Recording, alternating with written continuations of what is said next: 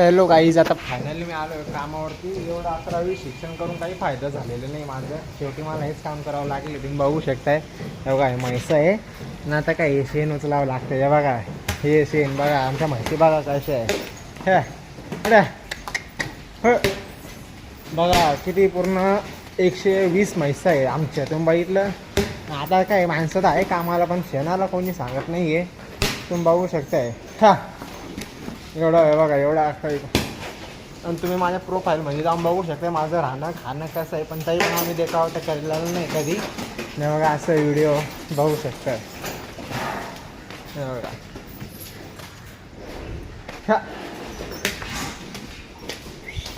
हे असं एक म्हैसा आहे आमच्याकडे. तुम्ही बघू शकता. तुम्हाला म्हैसा लागला बिंदास बघा तुम्ही. क्वालिटी एक क्वालिटी हे बघा.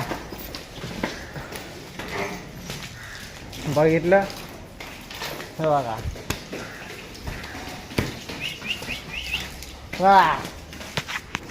एवढं 11वी 12वी शिक्षण करून काही भादा, तुम्ही सांगा बरं काय फायदा.